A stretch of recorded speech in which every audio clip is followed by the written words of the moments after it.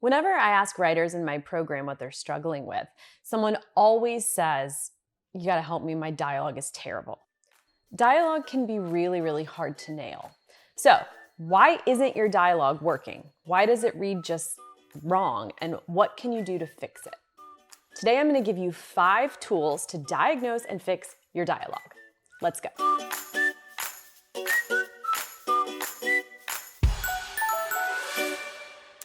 I once worked with a writer who had the best ideas, so original. I always loved hearing him talk about his book ideas. But when I read his writing, I found he was really great at setting, at description, at narration. And the moment his characters started talking, it was kind of like record scratch. I just didn't buy it. I just didn't buy that these people would talk like this. He had a really difficult time nailing how they spoke. Have you ever read a book like that? You're reading along, maybe loving a story, but all of a sudden the characters are in conversation and you're thinking, I don't feel like I can suspend disbelief right now because I just don't buy that they would talk like this. Okay, if so, I want to give you 5 questions to ask of your dialogue to diagnose why it's not working and then fix it if you feel that way.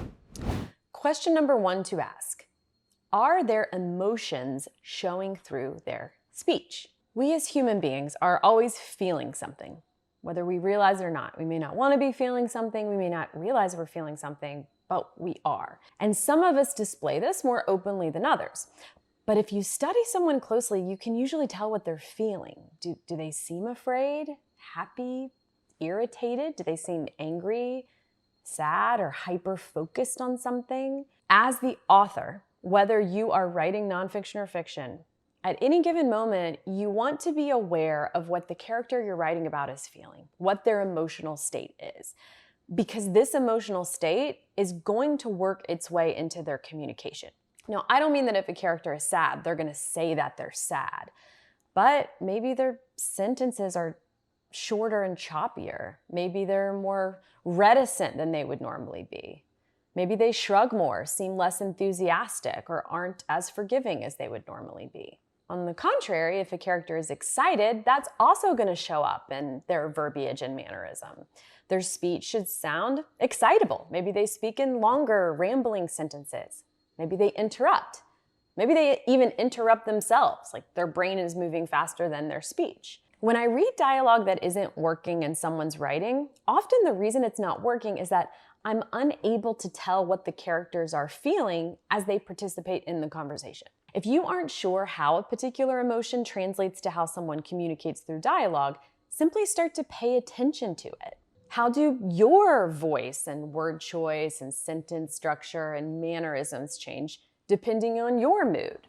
How about for people in your life? This doesn't have to be a dramatic distinction, by the way. We all sound like ourselves all the time, so we shouldn't sound like a different person just because we're in a certain kind of mood. But even small differences can go a long way in showing the reader what the character is thinking and feeling through how they communicate.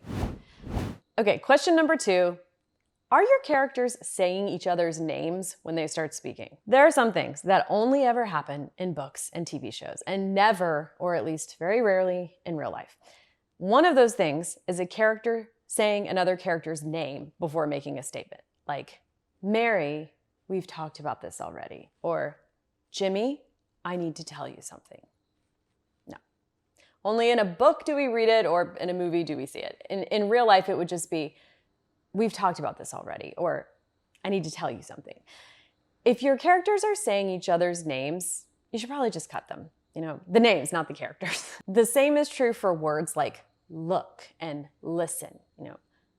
Look, we need to talk about Samuel. Or listen, I know we said we were going to Mexico on vacation, but I really want to go to Spain. No one really actually says look or listen before they make a statement in real life. So I challenge you to try to remember a time when you've heard someone doing this. And if you can, please let me know in the comments. I will add a caveat to this episode.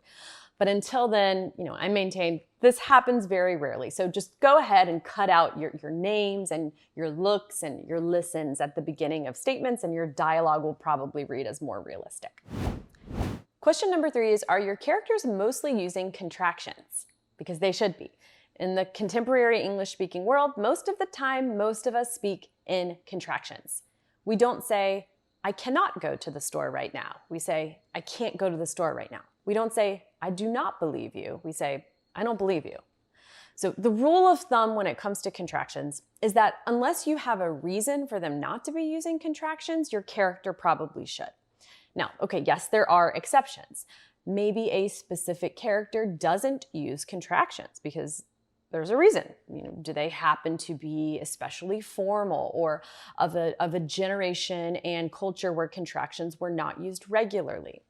Are they speaking English as a second language and have learned it in such a way that contractions are less comfortable for them? Or perhaps your character is in a situation in which not using a contraction is actually the point. If I've just said I don't believe you and I feel like you aren't hearing me, the next time I may say it like this: I do not believe you, because I'm emphasizing the do not. Or a parent hollering at a child who won't listen: John Matthew, you will come over here right now. But outside of these exceptions, a specific character's quirks of speech, or a character wanting to place emphasis on a certain point, or if you're writing a historical novel set in a certain time and place, you're probably gonna want your characters to use contractions. Okay, I have 2 more questions for you to ask about your dialogue. But before I share them, I just want to invite you to apply to my program, The Book Incubator. The link is down below this video. It's just 2 questions. It takes less than 5 minutes. And if you're writing a book, you'll definitely want to check it out. Now back to the video. Question number 4, are your characters speaking for too long without interruption? In life, we don't really let people talk on and on without interrupting them. Even that domineering patriarch of the family who holds court and lectures everyone on the price of oil and the decline of morality, even he gets interrupted every now and then. The mailman comes, or someone sneezes, or a kid in the room who's bored asks his mom if he can have a popsicle. So if in your dialogue someone is speaking in a paragraph or longer of text without interruption, unless it's an actual speech or a sermon someone is giving, it's probably too much. I'm not saying the character can't go on and on. I'm saying there should be interruptions, a clearing of the throat, a question, a knock at the door. A squirrel knocks over a bird feeder. This is true for a couple of reasons.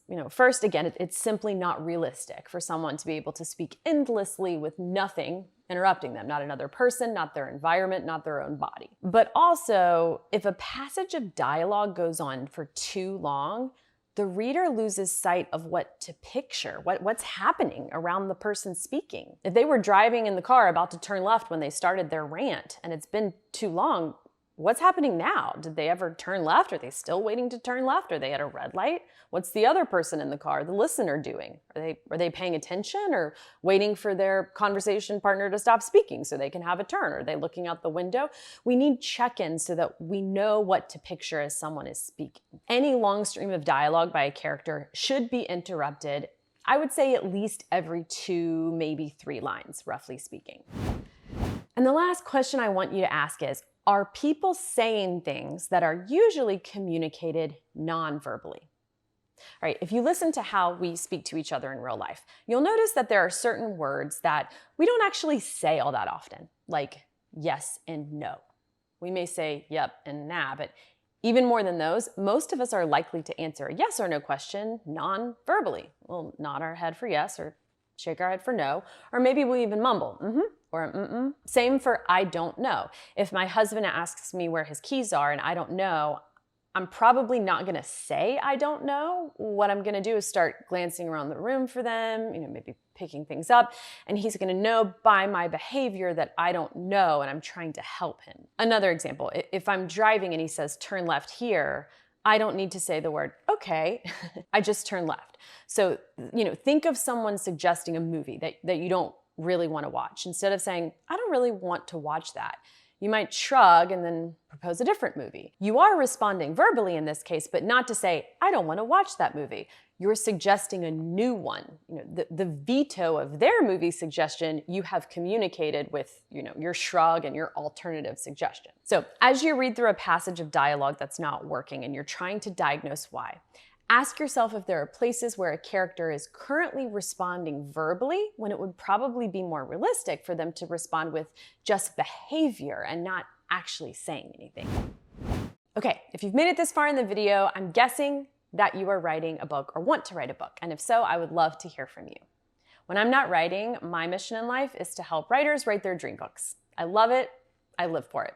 Because before I published my novels, I had to figure out how to write one. And it wasn't easy because none of the writing classes I had taken had shown me how to actually write a novel. So it wasn't until I had a newborn baby and just a couple of hours to write every day that I came up with a process. And the process worked. I wrote my novel during my 8-week maternity leave. And now I teach that process through my program, the Book Incubator, and it's worked for dozens of writers. So if you're curious to know more, I have a free video walking you through this process. You can get it by clicking below and answering just 2 questions to apply for my program. And you can get the video whether or not you join. There's no pressure to enroll. So just click below and tell me a little bit about you and your book or your book idea.